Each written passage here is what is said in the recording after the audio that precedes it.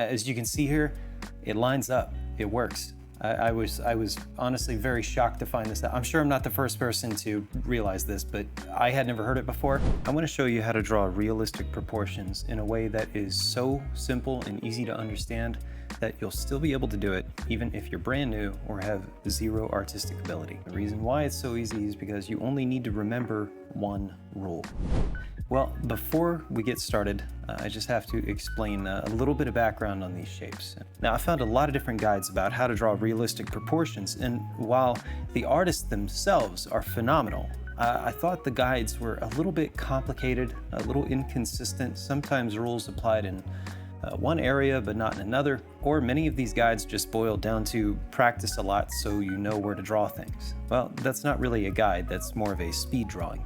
So I thought there has to be a simpler way. Something uniform, consistent, applies in just about every setting. So I took the best from all of these guides, kept whatever I could, and I started to examine the consistent elements, the sizes, locations of the body structure, until I noticed a pattern start to emerge. And I was shocked to discover this one single simple rule that stayed consistent no matter who you were drawing. This one rule will guide you to draw realistic proportions just about perfect, just about every single time. That one rule is split it in half. Now, if you'd like to download the guide that I made and follow along, link is in the description below, but if not, just get a blank sheet of paper. This is very simple. You'll be able to catch on quick. So we're gonna start with the top and bottom line. It really doesn't matter what size you make this. This method scales proportionately. Top of the head to the bottom of the heels, then split it in half, then split it in half again, and then this one section here, split that in half. And as you can see, we have things lining up already. I suggest going ahead and titling these because it's gonna make it a lot easier to follow along as we actually go through and draw this side by side. We're gonna start with the head.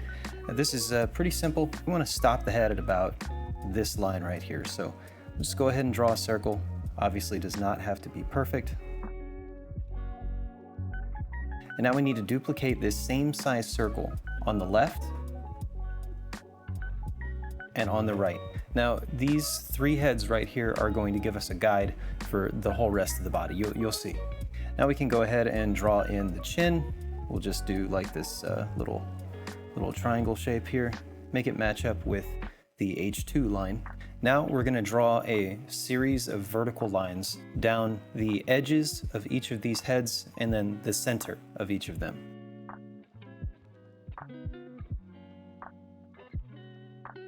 And now go ahead and title these. It's gonna make it much easier moving forward. Now the next step is we're gonna work on the torso.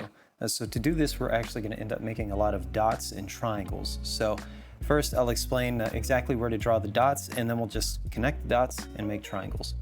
So starting on line H3, we're gonna draw a dot where it intersects with V1 and 7. Then put a dot on the intersection of H6 and V4. And now just connect these points to make a big triangle.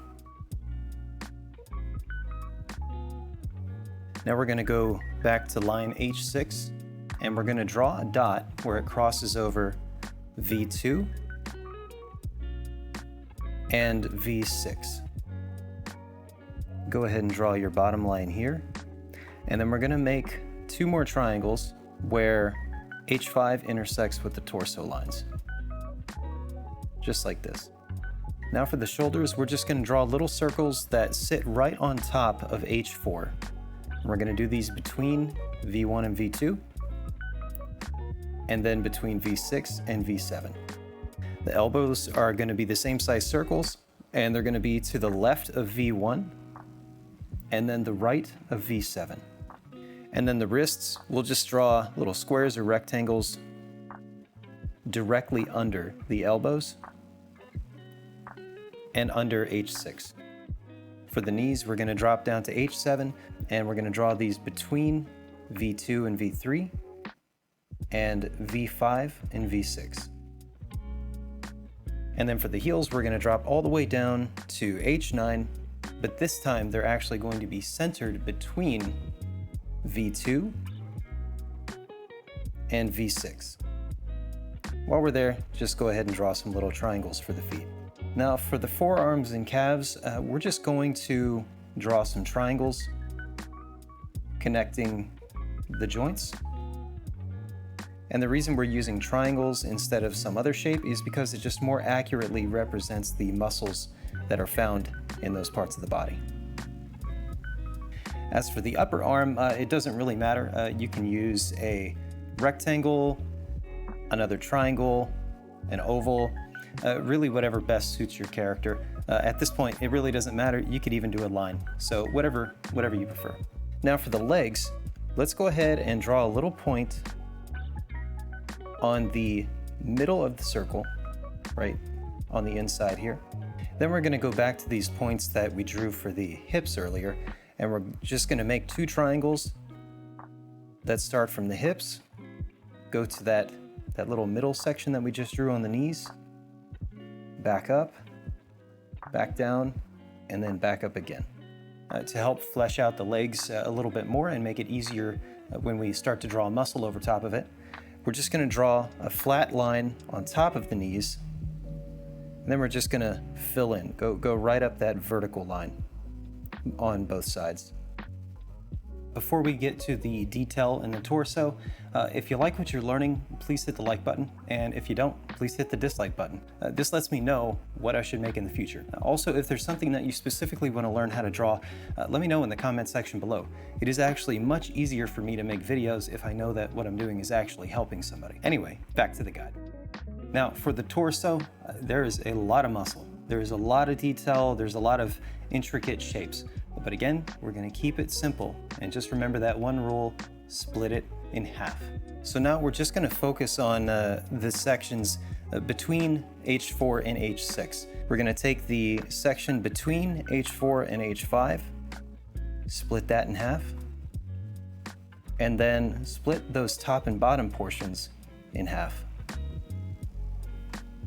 And then we're gonna do the same thing between H5 and H6. Split that in half, and then split those two halves in half. Now, to help make things more simple, let's actually go ahead and draw a line right across the top, center, and bottom, and then we'll go ahead and number these as well. Now, to begin, let's actually start with going back to the shoulders. On line H3, this very top up here, we'll go ahead and draw a point there, and then a point where it intersects V3. Then on line T2, we'll draw a point where it intersects V1. And now, you guessed it, we are just going to flesh that out by turning it into a triangle. Then do the same thing on the opposite side. Now, the reason we're doing this is because this actually helps us to define exactly where the shoulder and pectoral muscles start and stop. So now we're going to start to define the rib cage. To begin, we're going to draw a bunch of points, and then we're going to connect them with circles. So first, we're going to go to line H3 and draw a dot where it intersects V4. Then T3 and V2 and V6. Then T6 and V4. Then, as best you can, go ahead and draw an oval to connect these dots. Doesn't have to be perfect. Now we're going to draw a few more dots to define the inside of the rib cage, the sternum, and the abdominals. So put a dot on the intersection of T2 and V4, T4 and V3, and T4 and V5. And now, starting with this bottom dot here, we're going to draw another oval connecting these points. Now for the abs. Well, guess what? You're actually already done. Inside this smaller circle of the rib cage, these lines right here are basically the bottom of each row of abs. And if you want to draw the belly button, it goes roughly right about here. And then these bottom two squares right here, that's actually the beginning of the lower abs. So this might be a little hard to make out, but as you can see, the abs fit very neatly inside of this inner circle And basically each row sits right on top of these lines that we already drew. And that's it. You have the rough outline of realistic proportions. Now, I realize this all might seem a bit tedious, but stick with it. Really, once you've practiced this enough, you won't need to follow all of these steps. The shapes, the placement, all of that will just become second nature. So what's that one rule again? Split it in half.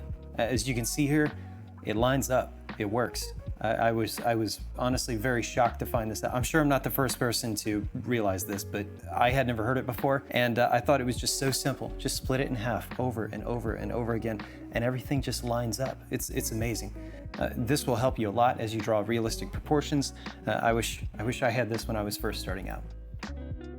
Now in the next video, we're gonna take this geometric shape man and put some meat on those bones as we discuss muscle anatomy. This guide is going to help us out a lot. Even with the muscles, split it in half over and over again still works. If you like this, again, please hit the like button. And if there's anything else that you'd like to learn, please let me know in the comments below. If I know that I'm actually helping somebody, it really helps my motivation to continue making these.